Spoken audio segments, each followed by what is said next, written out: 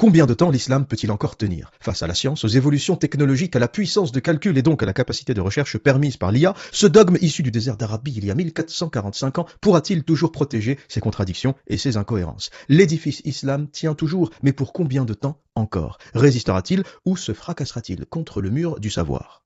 Et avant, lire et vérifier les textes était compliqué. Il fallait avoir une mosquée à proximité de chez soi, une bibliothèque islamique. Un imam pouvait dire tout ce qu'il voulait sans que personne ne puisse vérifier. Aujourd'hui, on a l'intégralité du Coran, du tafsir, des hadiths en ligne sur Internet. Rechercher une information ne vous prendra pas plus de 30 secondes. Et c'est bien ça qui est en train de changer. Tout le monde peut vérifier. Tout le monde. Les musulmans sont tellement endoctrinés. C'est vraiment une religion qu'on t'inculque à la naissance. C'est vraiment extrêmement fort. J'ai parlé avec des musulmans qui m'ont dit clairement « Je sais que c'est bidon, mais je ne peux pas en sortir ». Vous imaginez la violence du dogme? Ils me disent « Je sais que c'est bidon, mais on m'a coupé la bite au nom de cette religion ». Les musulmans sont circoncis, et ils sont circoncis à un âge avancé. C'est un peu la différence avec le judaïsme. La circoncision dans le judaïsme intervient très tôt, le 8e jour après la naissance. Donc il n'y a aucun souvenir de la circoncision chez les hommes juifs. Alors que chez les musulmans, la circoncision, elle arrive un peu plus tard. 3 ans, 4 ans, 5 ans, parfois 6 ans. Donc tous les musulmans ont la mémoire de la circoncision. Et j'ai un ami qui me dit « Je sais que c'est bidon, mais on m'a coupé la bite au nom de cette religion. Comment tu veux que j'en sorte ?»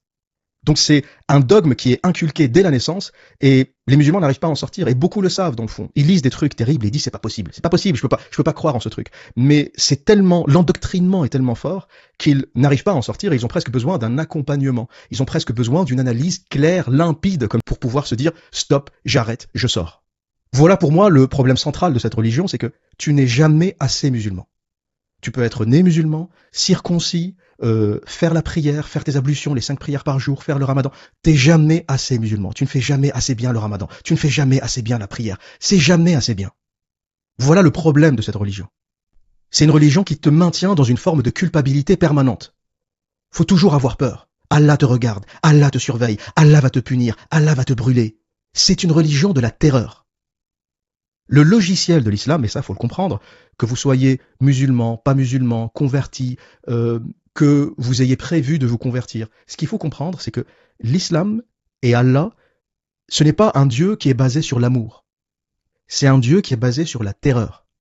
Ce qui te fait agir en islam, ce n'est pas l'amour, c'est la terreur. Ce qui te fait prier, c'est la peur de l'enfer. Le discours par lequel les imams, les islamistes, les fondamentalistes se défendent, quand vous leur envoyez dans la gueule des versets violents et vous leur dites « Voilà ce que dit l'islam, qu'est-ce que vous en pensez ?» Ils se défendent en disant « T'as mal interprété, t'es pas musulman, t'as pas compris le contexte. » Et quand un imam commence à te dire ça, sauve-toi.